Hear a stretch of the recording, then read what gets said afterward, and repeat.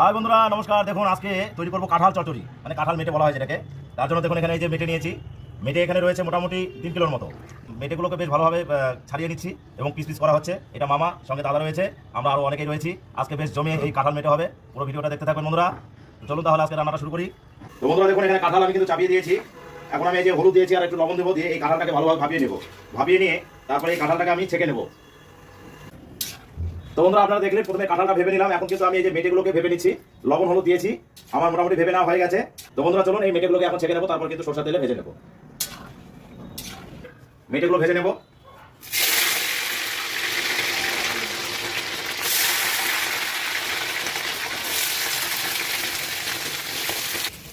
সামান্য পরিমাণে একটু হলুদ দেবো, সামান্য পরিমাণে একটু লবণ দেবো। এখন একটু ভালোভাবে নাড়াচাড়া করে নেব।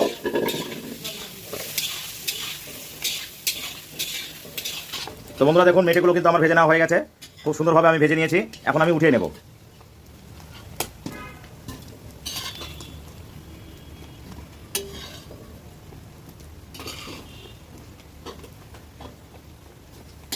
তো বন্ধুরা তেল গরম হয়ে গেছে, এখন আমি ফোড়ন দেবো। তো ফোড়নে আমি এখানে নিয়েছি কয়েকটা করে গরম মশলা, গোটা জিরে আর শুকনো লঙ্কা দিয়ে দেবো। তো বন্ধুরা ফোড়ন দেওয়া হয়ে গেছে, এখন আমি এই যে কেটে রাখা পেঁয়াজ দেবো।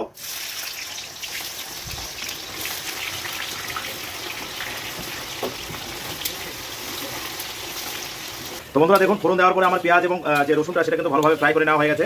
এখন আমি বাকি বেটে রাখা মশলাগুলো দেবো। তো প্রথমে আমি এই যে জিরে বাটা দেবো, সঙ্গে আদা বাটা দেবো।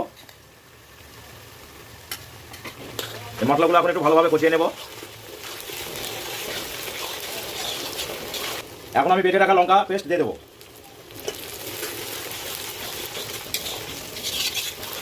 এই কাঁঠাল চচ্চড়ি রান্নাতে বন্ধুরা মশলাগুলোকে কিন্তু বেশ ভালোভাবে কষিয়ে নিতে হবে। তো বন্ধুরা দেখুন মশলা আমি কষিয়ে নিয়েছি, এখন এই কাঁঠালগুলো দিয়ে দেবো সবার আগে।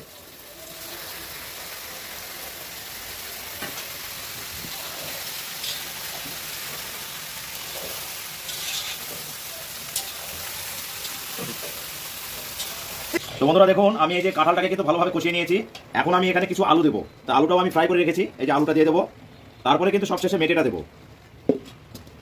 তো বন্ধুরা দেখুন এখানে খুব সুন্দরভাবে আমি আলু এবং কাঁঠাল কষিয়ে নিয়েছি। এখন ভেজে রাখা মেটেটা দিয়ে দেবো। এখন সবগুলো আরো ভালোভাবে মশলার সঙ্গে আমি কষিয়ে নেব। তারপরে ফাইনালি গ্রেভির জন্য একটু সামান্য পরিমাণে জল দেবো।